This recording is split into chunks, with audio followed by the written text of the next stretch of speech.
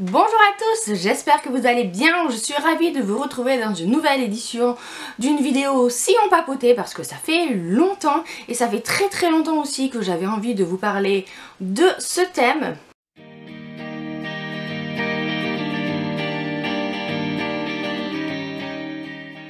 Pas de surprise, vous l'avez vu au titre de la vidéo, on va parler romance et féminisme, savoir si ces deux mots sont compatibles ou pas. D'ailleurs pour l'occasion, j'ai sorti mon plus beau pull lectrice de romance et on va en reparler justement d'ici la fin de la vidéo, donc restez jusqu'au bout parce que j'ai une petite surprise pour vous. Mais trêve de bavardage, on va attaquer dans le vif du sujet. Est-ce qu'on peut lire de la romance et être féministe pour autant? Voilà, c'est vraiment la thématique qui va nous occuper pendant cette vidéo. Si vous me connaissez, vous savez déjà à peu près ce que je vais répondre à cette question, mais j'avais vraiment envie de nuancer et de réfléchir un petit peu ensemble avec vous à ces deux termes qui sont quand même assez antinomique pour la plupart, parce qu'on reproche souvent à la romance d'être soit un truc hyper gnangnan écrit pour la ménagère de plus de 50 ans qui s'ennuie, ou alors justement c'est du mommy porn, donc de la pornographie pour maman, parce que bah, ça a un côté un peu dégradant. La romance a beaucoup souffert de préjugés, de clichés, on en a déjà parlé dans une autre vidéo, donc je ne vais pas m'étendre là-dessus parce qu'on les connaît. Si ça vous intéresse, je vous mets le lien de la vidéo en barre d'infos si vous ne l'avez pas encore vue. Mais nous on va plutôt vraiment s'axer aujourd'hui sur est-ce que lire des romances ça nous empêche d'être féministes? Est-ce qu'il y a une compatibilité entre ces deux mondes qui paraissent aux antipodes l'un de l'autre? Je pense que déjà ce qu'il faut prendre en compte, c'est que la romance a beaucoup évolué depuis des années, depuis des décennies. C'est sûr que si on avait posé cette question dans les années 80, ma réponse aurait peut-être pas été la même, parce que pour le coup, quand on lit certaines romances écrites dans les années 80, même 90 quoi, on est vraiment dans les clichés genrée, mais qui existait déjà dans la société. En fait, la romance n'a rien inventé, c'est vraiment une reproduction de l'époque dans laquelle elle était écrite. Donc on peut pas reprocher, comment dire, à des romances des années 80-90 d'être hyper standardisées, parce que c'était ce qui se faisait à l'époque. Faut avouer, il faut en être conscient. Après, je suis pas là pour excuser les romances des années 80 et j'ai beaucoup de mal maintenant à en lire parce qu'il y a des choses qui me font lever les yeux au ciel, qui me font bondir. D'ailleurs, j'ai pour projet de lire une romance historique très connue écrite dans les années 80 qui est Le Loup et la Colombe de Kathleen Woody-Wise, parce que pour le coup là on est complètement dans tout ce qu'on reprochait à l'époque à la romance, et notamment à la romance historique, avec une soumission demandée par l'homme de la femme, puisque on est un petit peu dans ce truc du héros violeur qui n'existe plus du tout aujourd'hui, et bien heureusement. Mais j'ai vraiment voilà, envie comme ça de le relire pour voir si ça me choque ou pas. J'aurais dû peut-être le relire pour cette vidéo, mais bon c'est pas grave, je vous ferai un avis autre quand ça sera fait. Mais ce qu'on reprochait beaucoup à la romance à l'époque, c'était qu'il y avait vraiment un problème de consentement. Voilà, clairement, il y avait des héros qui profitaient de l'héroïne, qui leur faisaient faire des choses sans qu'elles soient tout à fait consentantes, qui ne passeraient plus du tout à l'heure actuelle. Et en fait, ce que les détracteurs de la romance disaient, c'était que tu ne peux pas romantiser ou idéaliser ce genre de pratique, et que c'est très choquant en fait, et qu'on ne peut pas fantasmer sur ce genre de choses. Et du coup ça cantonne la femme dans un rôle passif et dans un rôle de petite chose soumise qui se laisse faire, qui était condamnable à l'époque évidemment. Heureusement la romance a évolué depuis et finalement on est passé à des héroïnes qui prennent leur vie en main.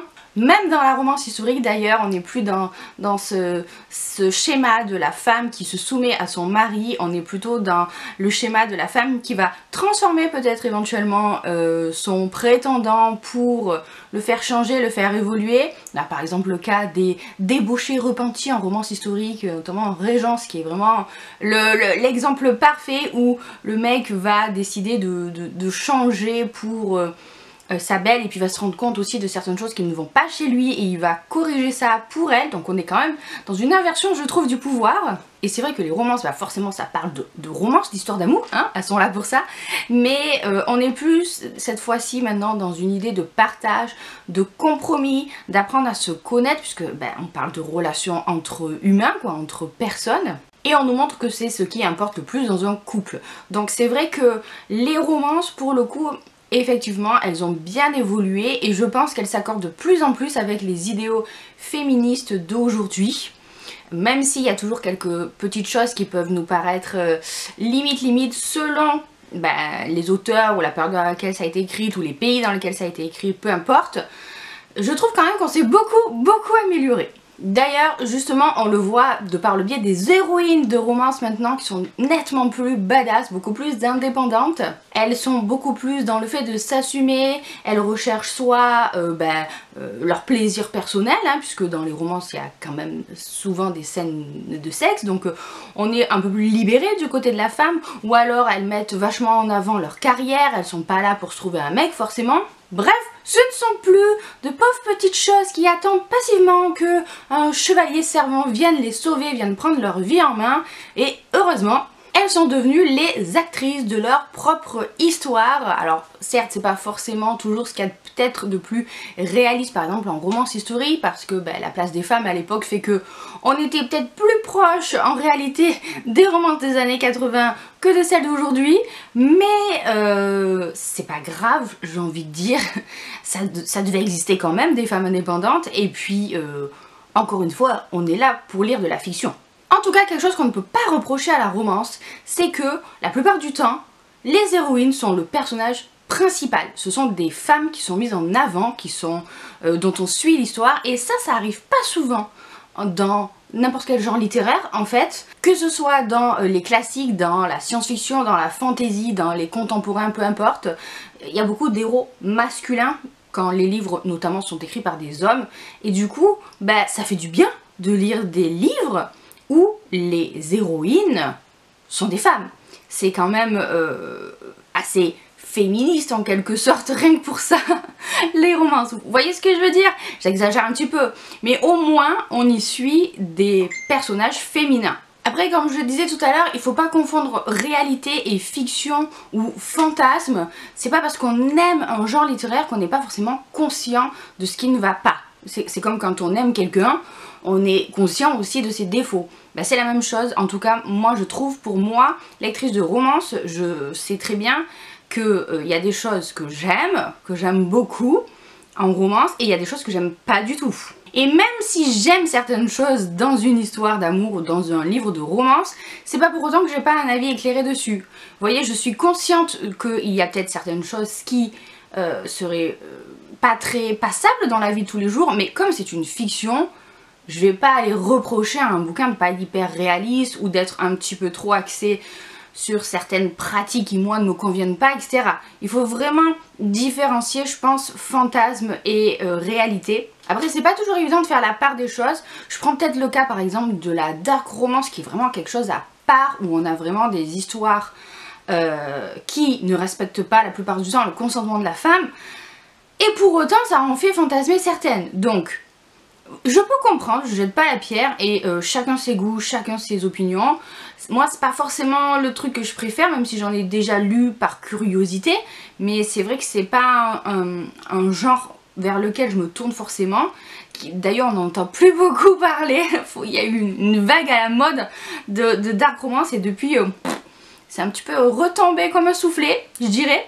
Mais voilà, même si j'ai envie de dire, même si certaines kiffent lire ce genre d'histoire, tant qu'elles savent que c'est de la fiction, c'est un fantasme, pour moi il n'y a pas de souci. C'est comme si vous disiez que les lecteurs de thrillers, c'est des psychopathes en herbe.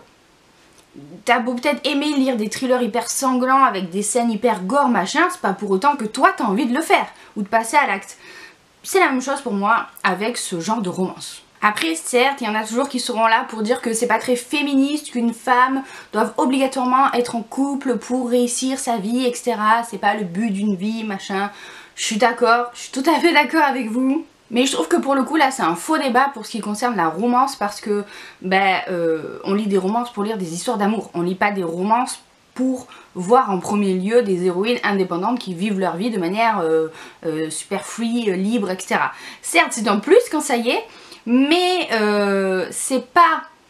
Je dirais que c'est pas ce qu'on cherche dans une romance et surtout l'héroïne elle va se mettre en couple non pas parce que c'est ce que la société attend d'elle, même si évidemment il y a toujours ces sous-entendus là, mais même dans nos vies tous les jours j'ai envie de dire, mais c'est aussi surtout parce que elle aime la personne qu'elle rencontre et qu'elle se met en couple par amour pour cette personne.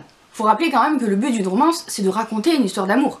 Donc on ne peut pas reprocher à une romance de raconter une histoire d'amour. Tant qu'elle est bien faite, tant qu'elle est bien écrite, tant qu'elle est bien construite, pour moi il n'y a aucun souci. Et puis faut pas oublier que justement les dernières romances qui ont été écrites, je sais pas, je dis ces 10-15 dernières années, hein, je vise large quand même, hein, ces romances là ont été écrites par des auteurs, par des autrices qui sont nés avec des courants féministes importants qui ont été baignés dans une autre culture que peut-être les auteurs des années 80. Donc forcément la manière de percevoir la femme, son rôle ou même les relations de couple ne sont pas les mêmes et c'est normal. C'est une illustration de la société de l'époque où le livre a été construit, où le livre a été écrit. Donc dire que les romances perpétuent des stéréotypes préjudiciables aux femmes, ça peut être vrai, genre une femme doit être en couple pour être heureuse, mais il n'y a pas que ça, ça va plus loin derrière. Et je pense que vraiment, il n'y a que ceux qui n'ont jamais lu de romance qui peuvent dire ce genre de choses. Parce que les romances, elles peuvent traiter de sujets aussi assez tabous, très souvent féminins en plus, puisque on vise un public féminin, des choses dont on ne parle pas forcément dans les autres genres littéraires. Et quand c'est bien fait, ça donne un très bon roman, pas juste une très bonne romance. Vous voyez, on est quand même sur des niveaux, je dirais, de lecture différents aussi. Et c'est ça qui est chouette avec la romance, c'est que ça permet d'englober plein de choses. Et puis bon, il faut bien avouer que même si on sait que ça finit toujours de la même manière, que ça finira forcément bien, parce que je vous rappelle que la définition d'une romance c'est une histoire d'amour qui finit bien, il n'y a aucun problème avec ça. Ok, ça peut être parfois assez gnangnan, mais ça fait du bien, c'est réconfortant. Pour moi c'est la même chose que de lire un feel good. C'est pareil, dans un feel good, tu sais que tu vas avoir droit à des bons sentiments, à une bonne ambiance et que tu vas ressortir de ce roman avec le sourire aux lèvres. C'est la même chose en romance, juste que tu sais que là ça va parler d'une histoire d'amour qui finit bien. C'est réconfortant, ça fait du bien et encore une fois, il n'y a pas de mal à se faire du bien. Donc voilà pour mon avis sur peut-on lire de la romance tout en étant féministe. Pour moi il n'y a pas de souci tant qu'on sait ce qu'on fait, qu'on sait à quoi s'attendre, qu'on sait ce qu'on recherche. C'est sûr qu'on recherche pas forcément d'une romance qu'elle soit féministe, tout comme on rechercherait pas forcément d'un essai féministe qu'il soit romantique. Enfin, hein, j'exagère un peu mais vous voyez ce que je veux dire quand même. Mais pour autant on arrive, je pense, la plupart d'entre nous à y trouver notre compte, question clichés et préjugés, ou en tout cas à passer outre et à ne pas tout prendre au pied de la lettre, parce qu'on est quand même, c'est un avis personnel qui ne sera peut-être pas partagé par la plupart, mais on est quand même dans une certaine société depuis quelques années où on prend tout au pied de la lettre et je pense que des fois il faut juste respirer un petit peu et laisser tranquille les gens et les laisser faire un peu ce qu'ils veulent aussi. Et du coup, laisser les femmes lire de la romance tranquille, sans les culpabiliser. Et même si la romance qu'elles aiment, c'est pas une romance qui est forcément très féministe ou qui est plein de clichés et de préjugés, c'est pas pour autant qu'elles-mêmes ne seront pas féministes ou qu'en tout cas, elles ne sont pas conscientes de ce qui ne va pas et elles ont le droit d'aimer quand même leur romance cliché. Je veux dire, c'est de la fiction, encore une fois. Et c'est ça qui est merveilleux avec le domaine des livres et de la littérature, c'est que tout est de la fiction. Donc à partir de là, on est quand même hyper libre. En tout cas, je suis très curieuse d'avoir votre avis sur la question, donc je vous attends en commentaire. Est-ce que vous êtes d'accord avec ça? Est-ce que pour vous, il y a des choses qui vous dérangent dans ce que j'ai dit ou dans la romance de manière générale? Est-ce que vous vous sentez féministe ou pas? D'ailleurs ça me fait penser que sur Instagram je vous avais demandé si vous lisiez de la romance et vous avez été 85% à répondre oui et 15% à répondre non. Parmi celles qui lisaient de la romance, il y en avait 66 qui se considéraient comme féministes. Et je vous ai demandé aussi si vous parliez librement du fait que vous lisiez de la romance ou si vous en aviez honte. Et il y a 71% qui en parlent librement contre 29% qui en parlent pas trop. Du coup, j'ai trouvé ça hyper intéressant parce que ça montre quand même que la plupart des femmes lisent de la romance, elles s'assument, mais pas toutes. Donc n'hésitez pas à venir en parler comme ça dans les commentaires. Je trouve que c'est quand même un sujet assez intéressant et j'ai mis du temps à faire cette vidéo parce que je savais pas trop comment la tourner, je savais pas trop comment en parler et j'ai dû oublier 6 millions de choses, mais voilà, j'avais quand même envie de vous donner mon ressenti sur la question. Enfin, pour terminer, je vous avais promis qu'on reparlerait de ce beau pull. On peut même aussi parler éventuellement de la tasse que j'ai reçue de la part de la boutique de Muse. Et j'ai une surprise pour vous puisqu'il y a un concours dans cette vidéo pour ceux qui sont restés jusqu'à la fin. Bravo! Vous avez l'occasion de choisir votre article préféré sur la boutique et de le gagner. Je vous mets les conditions du concours en barre d'infos, mais pour participer il faut aller voir donc la boutique Etsy de Muse Love. Je vous mets le lien en barre d'infos. Vous devez mettre en favori la boutique, mettre en favori vos 3 articles préférés et envoyer un message à la boutique en disant que vous participez au concours de la chaîne YouTube Les Passions d'Eléa. Donc vous pourrez gagner une des 3 articles, une des 3 pièces que vous avez mis en favori et je trouve que ça vaut vachement le coup. En tout cas moi je trouve ce pull lectrice de romance tout à fait saillant, il est en plusieurs couleurs et j'aime beaucoup ma petite tasse littérature, je trouve le jeu de mots plutôt pas mal.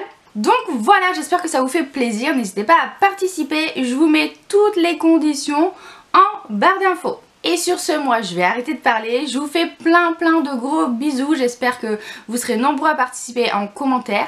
Et puis je vous dis à bientôt dans une prochaine vidéo.